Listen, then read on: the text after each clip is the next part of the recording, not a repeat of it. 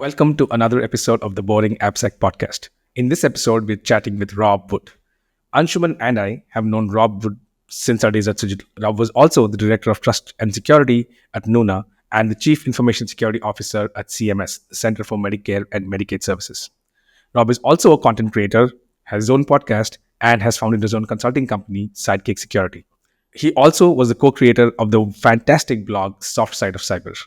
As always, I had a blast chatting with him about his career, about working with the federal government and with commercial companies, why he started Soft Side of Cyber, and much, much more. Listen in. Rob, welcome to the show. Thanks for having me. I thought you were going to say the thing that we all had in common, that we were just breathtakingly handsome. But Cigital. Speak for yourself. Thank you for being here. So to kick us off, tell us what you're doing right now.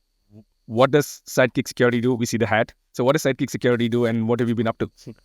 Yeah, so it's a services company. One of the things that drove me bonkers when I was in a buyer role, so whether I was at the startups or when I was at CMS, was you're procuring all of these point solutions, right?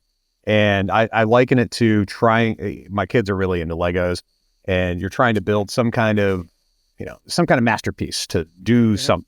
Of course, in a security program, you're trying to help protect your organization, help it scale, help it do whatever it's going to do. And so you're trying to do this thing, and it's like you are trying to build this thing that's in your head, but you've got pieces that you bought from the store. You've got maybe some off-market things that don't really fit together, and you've got the things that you inherited from that weird uncle, and you're like trying to like make all this stuff work. And one of the things that really got me was, even within a security team, there is so many silos that exist. Pen testers can't talk to the SOC. Threat intelligence people can't talk to compliance folks. Compliance can't talk to anybody. Like, nobody can talk to an executive. And so what I wanted to do is, I have a familiarity with security services. And so I wanted to basically invest in the build out and development of services that were geared towards addressing this kind of rampant point solution siloing problem. And so, like, as a really tactical example, one of the things that we do is penetration testing. And when we do a pen test, though, instead of just this kind of breakout of bugs, which is normally what you get, is what we're really trying to deliver is you get the list of bugs, but then you get things that will connect to your detection and response strategy. You'll get like upstream, like static analysis rules. You'll get executive facing narrative beyond like the 4-paragraph, boring executive summary that's heavily templatized. You'll get, effectively, we're trying to take this little commoditized transaction or exchange of goods and like stretch it across the program to the extent that we can, so that the people on the other side who are, trying to build their own masterpieces, they're not having to do all these mental gymnastics to, figure out how to get value out of these things. And so, yeah. So that, that in the long and the short of it is it's my team now's opinionated take on how services should be done in the market. Yeah, no, that makes a lot of sense. We had this question down for later, but this may be a good time to bring it up. How do you look at, so your response is an interesting one. Another response to the same problem, which is too many point solutions, the point solutions don't talk to each other, is, what is commonly called platformization, right? Just buy everything from one vendor builds everything. All of AppSec is ASPM, all of Cloud Security is CSPM, and whatever nice SPM you can build. And then we'll probably have like all SPMs together in like a super SPM or something. Right. So how do you kind of think about, platformization as a solution versus services as a solution? Are they complementary? Are they two different ways of solving the same problem? Do platformization work for some, but services work for other? What do you think? I think there's something really interesting. Sorry, I'm going to turn on Do Not Disturb so nobody pesters me. So the move towards platformization in the vendor space is really interesting. I think it's bigger than just all your tools kind of running through the same like set of user credentials, though. because I mean that's kind of what platformization in that model really looks like. It's like, you log into one tool and it's like I can click over to this thing or that thing or this other thing, and maybe they're connected, maybe they're not. One of the things that has really informed my thinking in this kind of platform revolution, if you will, this kind of platform approach across the industry, was this book, ironically called Platform Revolution, and it was written by a bunch of folks that were studying. I don't remember the authors offhand, but they were studying and reporting on the dynamics of interactions with a horizontal piece of technology, and how the number of interactions that were producing things into that horizontal layer and the number of transactions that were consuming something, it basically like building on top of that horizontal layer, like all of those directed interactions were things that were producing value. And if you had too little of one side, then the whole thing, like you're like, if you had too little production, then you were not going to get value out of the consumption. If you had too, and vice versa. And so I look at this more from you're not going to solve it by just buying a different vendor, but I think there's a lot to be said for really changing the way that your team interacts with technologies. So like at CMS, this was a journey that we were on, this idea of trying to like platformize our security department. We had close to 500 people across the cybersecurity landscape. And that was everything from national security to supply chain risk to CTI to pen testing to compliance to policy and privacy and, the whole kit and caboodle. And we had all of these siloed tools, and what we were really trying to do was get people thinking in a mode of they were either producing, they were data producers, and if they were producing data, we wanted that data to go somewhere that data consumers, the inverse of that, could potentially consume it. And so that way we're trying to get people speaking a similar language that was security data, and kind of breaking down communication silos that existed just as a result of kind of tools and team hierarchies. And so I look at the whole platform move as more of a teaming structure dynamic, as opposed to something you solve purely through, a vendor just buying up a bunch of stuff and putting it under one domain name. Yeah. No, I think that's a really good point, because, one of the non-convincing arguments in favor of platforms I hear is that, hey, vendor management is too hard. So with platforms, you have lesser vendors to manage. I kind of feel like that's true statement. Yeah, that's a problem, but that's more an annoyance than a core. I would never choose when I was a buyer, when I was the head of security at Razorpay, I would never buy a substandard product because it's easier to procure. It's hard for a CISO to make that decision, right? You may do it once in a while, but you don't consciously do that and kind of make that as a part of the process. So I think, but I think what you're saying is probably a more realistic reason why platforms are attractive. It's, to summarize, essentially you're saying, hey, there are too many silos, and if you can have the silos talk to each other and platformize your entire program, that may be a good reason to go with the platform route. And if vendors enable you to do that, so be it. Otherwise, you'll have to do it yourself. Is that kind of essentially what you're saying? I think so. And the, I think the term platform has also gotten a little muddled in the same way that, the cyber data lake started to become a thing. Then you had all the, basically the SIM vendors kind of jump on board saying like, now we're doing cyber data lakes.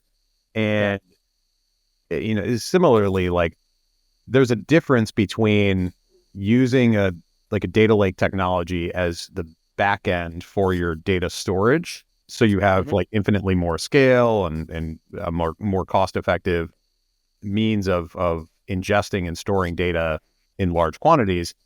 That's different than really going this like investing in I think like a more true to form cyber data lake, where you're pulling in a much more diverse set of data, like types of data. And then you start to find, or you build process and tools and such to effectively like kind of build bridges between those different types of data. And so, it's not all telemetry. And I think like this is one of the problems with the security field in general is like everyone in it kind of thinks that their little slice of the problem is the most important slice of the problem. And and like the CISO, you have to look no further than like one of those CISO mind maps that people put out there to just see the crazy amount of stuff that ends up kind of floating around in these people's heads. And and there is no one thing that is more important than the other thing. And all those things have data, all those things have teams, all those things have processes and potential policies and controls and stuff that are anchoring it. And that's just a lot to think about. And so you're not going to solve all those problems by one kind of vendor solution just because they bought up a slice of that. Yeah, no, that makes complete sense. So before I hand over to Anshuman, let me ask you one more question and we'll kind of come back to the original flow.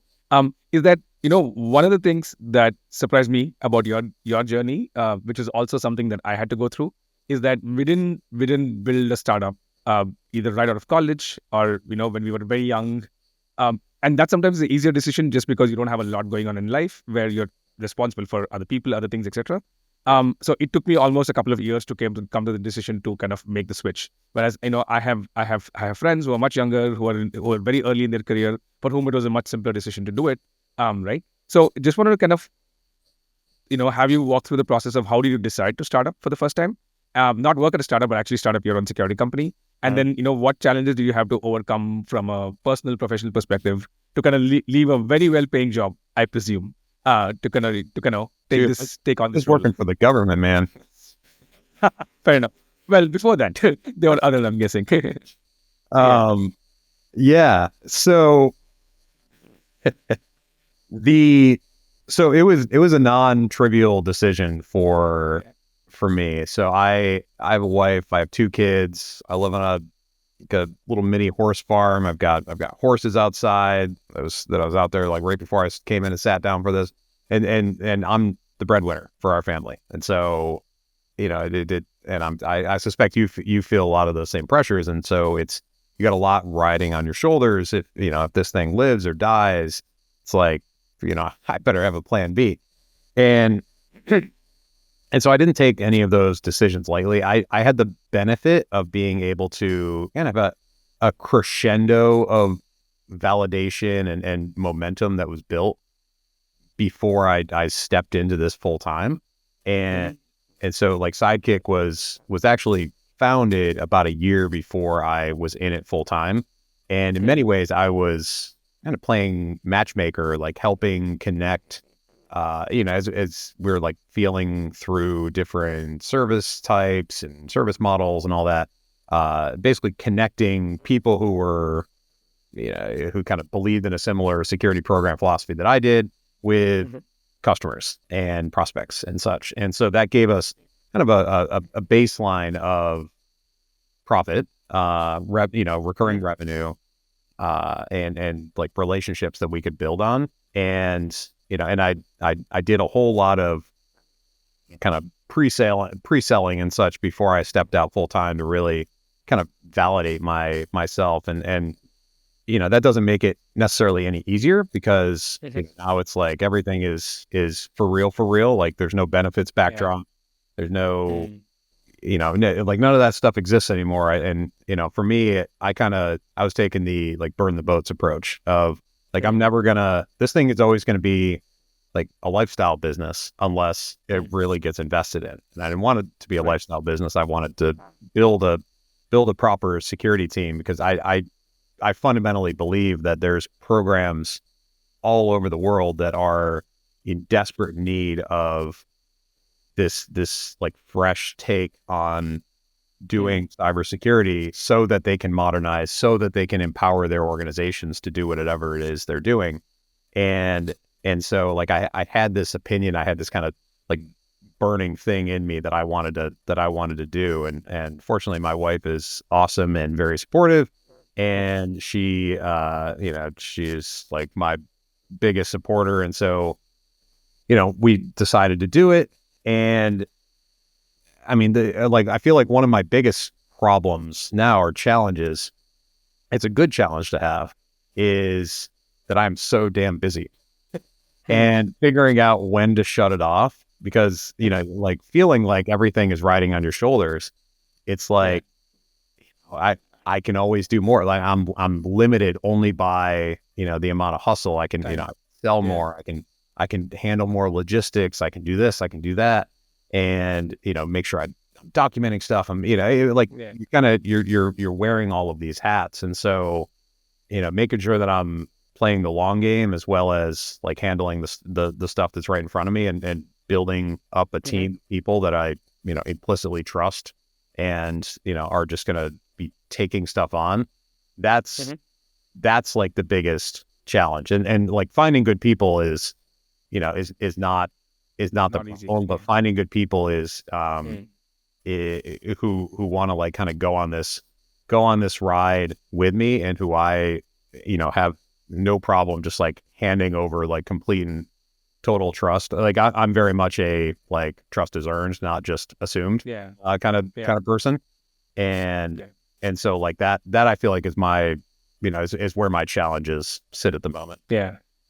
No, I mean, I can definitely resonate with a lot of things you said.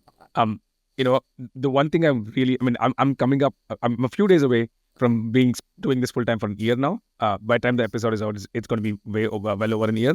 And the one thing is, I was reflecting on this a few weeks ago, is that I haven't gotten bored a single day, because I'm only doing 2 out of the 10 things that I'm supposed to be doing at work, right? Yep. I kind of feel like there's always 8 more. So anytime I get a minute, I have 8 things to pick from, which I can do, but I'm not doing, right? So that's one of the things, right? There's almost no boredom, which I think sometimes is great, but sometimes it's definitely a different feeling than when you kind of had like a full-time job and you had a narrow scope of what you were doing. Yeah. Cool. Great. Anshuman, did you have a question for Rob? Yeah. I have actually a few questions. So I'm going to take a step back and sort of focus again on the platformization versus the vendorization, whatever that conversation was. So, Rob, as far as I understand, your team basically augments other company teams, right? And they help them like set up security programs and whatnot. Yep. So, how does your team decide, like what approach to take? Whether they to basically help them build a platform from the scratch, or to just kind of go and get some vendor tools and then make sure they all work together? Like, what has your approach been, and what, according to you, are the pros and cons of like either of those approaches? Yeah. A big thing for me is that I believe that every security program on some level is unique.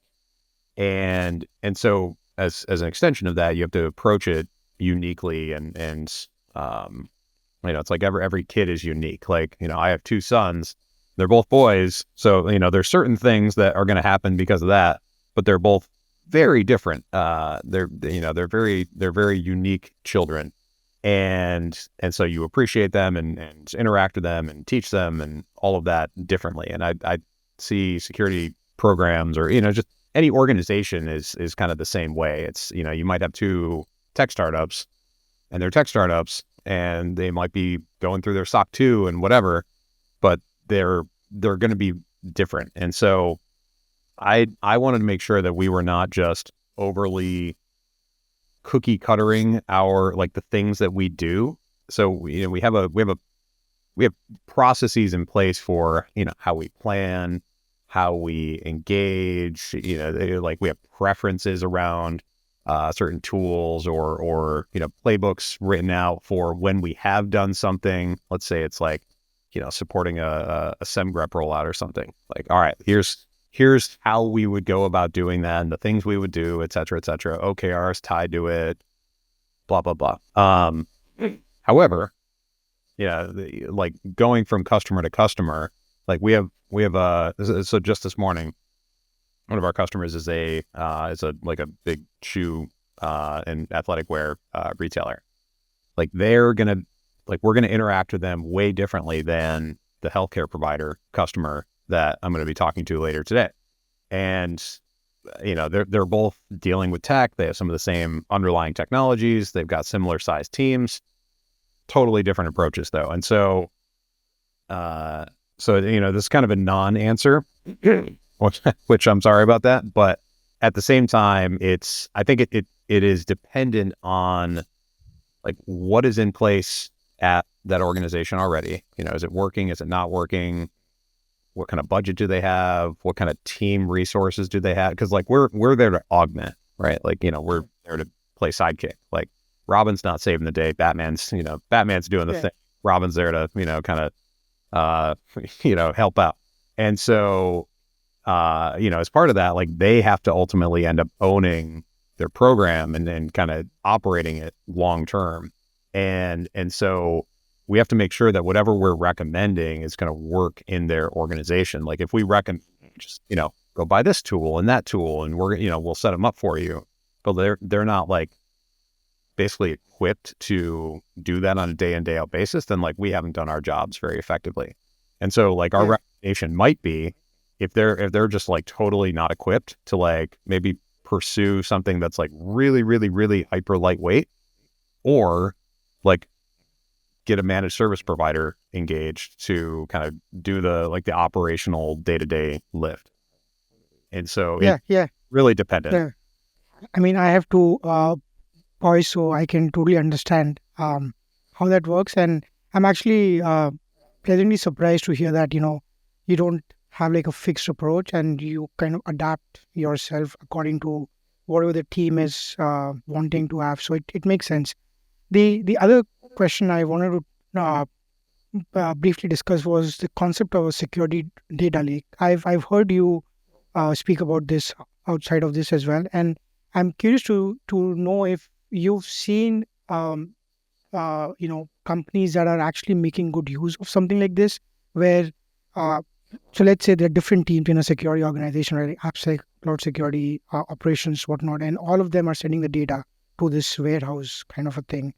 What are some good use cases? Maybe if you can walk through a couple, I think that would really help us understand how this concept of security data lake can be really useful for companies. Yeah, for sure. So I'm going to selfishly cite some of the work that we were doing at CMS, because that was my first kind of they were my main squeeze on the security data lake front. And I should, I'll kind of rewind the clocks a little bit. So the startup that I had worked at prior to working at CMS was they were a marketing company called Simon Data. And they were building this technology referred to as a consumer data platform. And somebody in sales would probably slap me if, I tried to describe all the things. It was effectively like we were building a data lake for marketing teams to like bring together all this disparate data, like retail data, mobile app, e-commerce site, social, kind of stuff, advertising, like bring all that stuff in and effectively turn the marketer from a copywriter into more of like a data analyst and make more marketing more of a data-driven job. And you think about security programs in that context. So like that company was kind of that was my like mental inspiration and mental model for the security data lake that we were building at CMS. As in CMS, we had telemetry, we had threat intelligence data, we had supply chain data, we had started to ingest S-bombs, we had compliance artifacts, we had vulnerability scan data, we had pen test reports, we were generating risk kind of reports that were part of programs like CDM, continuous diagnostics and management, these like big DHS programs. We had all this disparate data, and it all kind of lived in a silo that mapped roughly to the department's hierarchy, and that was the thing that we were trying to combat. And so what I wanted was for us to build, and we did this on top of Snowflake. And what we were trying to do was have Snowflake act as this horizontal data layer. And we had different teams like the SOC, the pen testers, vulnerability management. Basically, they were producers. They were publishing their data into, maybe it was an S3 bucket that then got like piped into Snowflake, or they're publishing direct into Snowflake. But effectively, they're putting data into Snowflake. And then those same teams and maybe other teams were consumers, because you could be a producer, a consumer, or both. And what I wanted to ultimately have happen, let's say the compliance team who is doing system like controls assessments, in the federal government, you have this concept of getting an ATO, an authorization or authority to operate. And that is like the stamp that says your system is good to go into production and go forth and kind of do good things. And as part of that, you go through this, NIST 853 deep controls assessment, and it's a big compliance exercise. We were really trying to shift to, yes, do the compliance to, align with FISMA and the law. But we were also trying to make it more risk informed, trying to pull in more pen test results, like pull in more like actual technical risk information. And so like one of the goals that we had was getting the controls assessors basically doing some of their assessment on top of Snowflake, such that, they're pulling, they're pulling artifacts out of Snowflake relative to a system and factoring that into their decision-making process and their assessment process. And you could think about like the SOC doing the same thing on the other side. So take a scenario like the Log4j, Log4Shell incident. When that happened at CMS, or when I was at CMS, the process was effectively, like, we found out about it, everyone had minor heart attack. And then we you roll up your sleeves, and because we didn't have a central place where all the libraries and whatnot were aggregated, like we were using Sneak, but it wasn't fully rolled out. And even if we were using Sneak, you still got like third-party data and whatnot, or third-party apps. And so we ended up having to do data calls, which is basically somebody pulls together a spreadsheet, emails it to everyone, and says, please fill this out and let us know if you're using these libraries. And, please and thank you. And, that you figure takes maybe a week, 2 weeks, whatever, to get back. Then somebody has to aggregate it all. And it's kind of like a self-attested security. Somebody could just not respond. Somebody could lie. Somebody could not know and respond. All sorts of things could go wrong that leave you with residual exposure. And so that was one of the other kind of flip side scenarios that we were working to address, is if we are basically building services to ingest, aggregate, and like put scanned, kind of enriched SBOMs for both the applications that we're building as well as third-party apps into the data lake, then kind of envision a workflow like this. Like Log4j happens, the SOC can go to Snowflake, run a query for all the applications that are using this particular library based on the SBOM data. Let's say they find 5. Then they could cross-reference that with the system ownership information. They can get the kind of business owners. They can get the security personnel that are responsible for that thing. They can reach out to them and start engaging. And then they can also start referencing the telemetry that's in Snowflake. We're using Panther to start to ingest data and backend it in Snowflake, to start looking at the logs to see if there's been any exploit activity. Basically, you can do your entire workflow right inside of Snowflake instead of having to kind of deal with these cross-functional silos, which are very difficult to reach across in big organizations in general. And so that was what we were striving towards. And in the industry, so I've seen a really positive trend in this respect.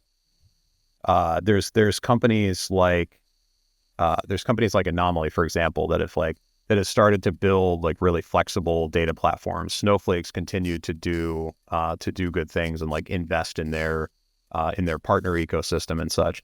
And those things are really encouraging from a tooling standpoint. I think the practitioners though that are doing this thing. I'm actually going down to Northern Virginia and speaking at a like doing a fireside chat thing tonight on this very topic. And I think practitioners need to be kind of evolving their own thinking around what the security data lake is. I mentioned this earlier, that it's not just telemetry.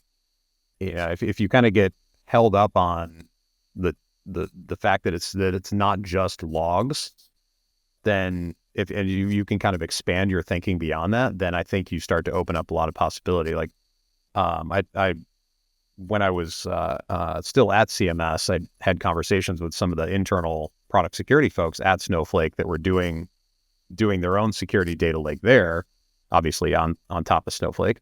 And like one of the things that they were doing, they were storing like SemGrep, like AST outputs inside of Snowflake, and they were kind of using that as a almost doing like static analysis, like reporting and a kind of analysis on top of on top of Snowflake, on top of this data that was in there. And I don't know exactly how that ended up kind of turning out. I obviously was never in that team, but I feel like that's a really, really, really interesting use case. And, to me, again, like circling back to the whole team dynamics thing, if you get your teams to start thinking intentionally about like, all right, how am I going to basically go to the data source and kind of reach across into, other people's data, other security data to solve the problems that I have, then you're starting to create this culture shift. And that I think is the most powerful thing, because like the default answer used to be, oh, I have this need, I'm just going to go buy another thing and it lives in my little team over here. They don't get to have it. This is mine. And, even if, somebody else needs it, they can come get a login, but it's going to stay over here. And the data is going to stay here, and it's at, like the tenable scans or whatever. And that kind of thinking, that like silo reinforced thinking, is really harmful for like really modernizing a security program, in my opinion. Yeah. No, I think as you were describing that, I think we, like Sandesh and I, when we did our first season, we spoke about asset inventory and how cartography is a tool that we've both used. And this sounds something very similar, but in a totally different sort of implementation. So it's Yep. good to know that there are different ways to sort of approach this problem where all the data is together, and how do you gain insights from it. Yeah. Awesome. So Sandesh, I know we are running short of time, so do you want to go ahead with your set of questions next? Yeah. So, I wanted to ask you about another initiative that you had, along with a friend of yours, which I thought was great. I really enjoyed reading Soft Side of Cyber. As you know, I enjoy writing too. I enjoy reading, like reading and writing blogs is kind of, I kind of feel like a lot of the security books that we have, because of the industry we're in, gets outdated so quickly that I sometimes feel blogs are like a better way to consume information. Yeah. And of course, one of the things which I feel was kind of common to boarding AppSec and Soft Side of Cyber was we were both trying to write kind of like timeless things, which was like, hey, even if things change, the fact that you have to build an asset inventory is not going to change, right? No matter what you do and where application security goes. So I kind of felt like a lot of what I read on Software as Cyber as well were timeless and kind of were applicable to anybody in security and no matter what they were doing. So I'm very curious to hear about how you think, how you came up with the idea and how you kind of thought about executing it, and just tell us the story there. Sure. So I have worked with, and I'm sure you gentlemen have as well, some absolutely brilliant people who can't seem to communicate their way out of a wet paper bag. I've worked with some not so brilliant people who are fantastic communicators, who are outstanding at their job. I've worked with smart people who are super abrasive, that kind of DEF CON, egotistical, kind of shaming of everyone who can't write secure code that, can't stop them kind of mentality. And, I really fundamentally believe that if we are to be effective as security professionals, like, yes, technical skills are part of it, but, think like the yin and the yang, like your soft skills have to be a complementary part. Like you could be maximally effective on the technical front. And if you're 10% effective, if you take them as 50-50, 10% effective on the soft skills front, like you're not that you're not that effective overall, unless you're like an absolute wizard, which most people are not. And so so really it's kind of it was our way, Frank and I's way of trying to invest in this other side of security that is, I think, just woefully underrepresented in many ways. And, and it's not just communication either. It's, everything from like self-care to time management and critical thinking, prioritization. Like once you start getting into management, like there's people management skills, there's budgeting, there's strategic planning. I mean, like when I transitioned out of Cigital and into the startup world, I had to like figure all this stuff out for the first, when you're in consulting, you don't have to think about any of it. You're just, you're there to, you just kind of do good things and you show up and you're awesome. And you communicate well, of course, in your thing, but you're not managing people and doing all that stuff. But when you're stepping into run a security program, like, now I need to do people management. I need to performance people. I need to help people grow in their careers, or I need to set a budget. I need to do all this other stuff. And there was really no good resources that were kind of tuned to security to help with that. And then, kind of fast forward a little bit through my career, getting into CMS, one of the things that we struggled with mightily. So Frank and I, we're a little bit yin and yang on so many levels ourselves. He came from a law enforcement background. He was like a FBI digital forensics guy. I was an AppSec guy. We would always kind of riff at each other, take jabs at each other about, our respective backgrounds and all that good stuff. And but so he was my deputy at CMS, and when there were incidents or critical things that we had to communicate, it was almost like funny how people would communicate things up to us. Would be like, all right, we got to get an update on this thing to a political appointee. Now, like we would get updates that were like referencing hashes and specific strains of ransomware. And I can't tell you how little craps could be given by a political appointee about that level of technical detail. I was gonna drop a more explicit thing, but I don't know how you guys have this podcast. But don't worry about it. So we were constantly like rewriting and coaching, and it was just absolutely maddening. And then seeing people not able to communicate across channels, like the whole siloing thing, and it was like this is obviously a problem all over the place. And so we decided to kind of give it a try and like start putting some stuff out there. And it's I think it's important. Like I don't expect it to ever like blow up and go viral, and that's not the point. But if it serves as a helpful resource for somebody who's trying to get into management or transition, or figure how they can take their skills as like a preschool teacher who wants to transition into cyber and put them to good use, like that was kind of the goal. Like a Sidekick, we're kicking off a partnership with this organization, Black Girls Hack, and like their whole thing is all like their whole mission is all centered on like helping people transition into the field. And I think that like that's awesome because people are coming in with all these other like skills. Like think about a nurse, a teacher, a secretary. Like all these folks are going to have all these soft skills that they can put to use, and you start to sprinkle in some of that technical aptitude, and you're going to have a lot of really effective, impactful security professionals. So I think you're right. I think at least when kind of cybersecurity took off like 15, 20 years ago, a lot of the skills required to succeed at the job was you had to be contrarian, you had to be skeptical, you had to kind of find needles in a haystack.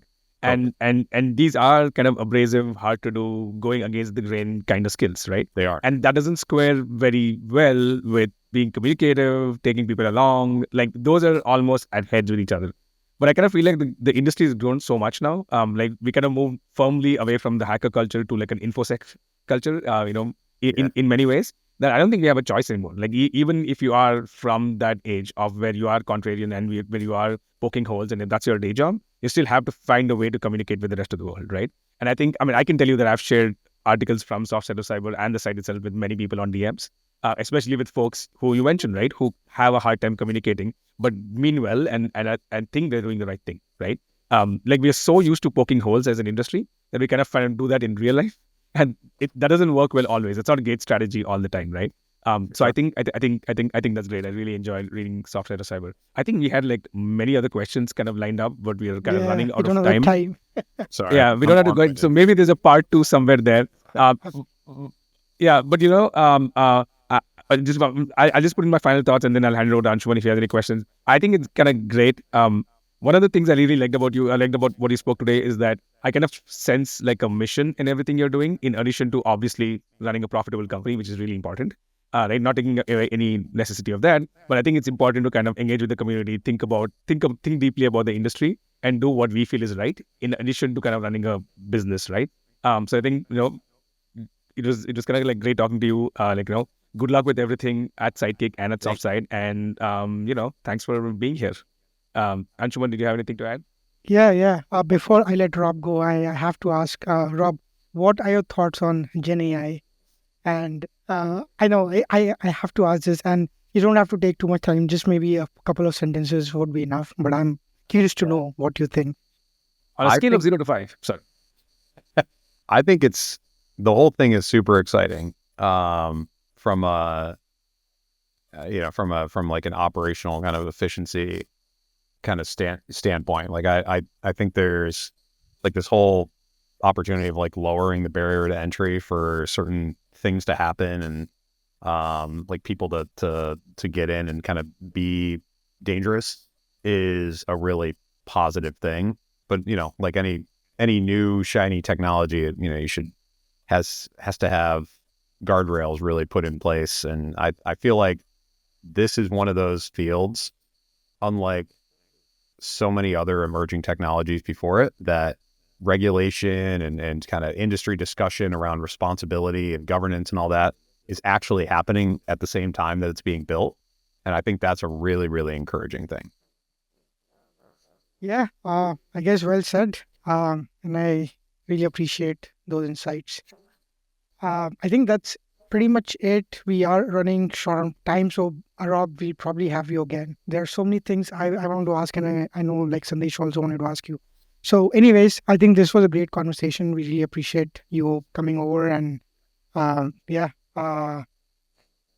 any parting thoughts, Sandesh, or are we good to go? No, I think, like I said, thank you very much for joining, and we'll see you in part 2 sometime later. I love it. Sounds good, Yeah, Rob. no, I Thank can't you wait. so much. Looking forward to it. Yeah. Thank you. Thank you. Thank you for joining us. If you like the show, please share this with your friends and colleagues. If you have any questions or comments, you can reach Anshuman on Twitter at Anshuman_BH. That's ANSHUMAN_BH. And me, Sandesh, at Jubba on Jeans. That's JUBBAONJEANS. See you next time.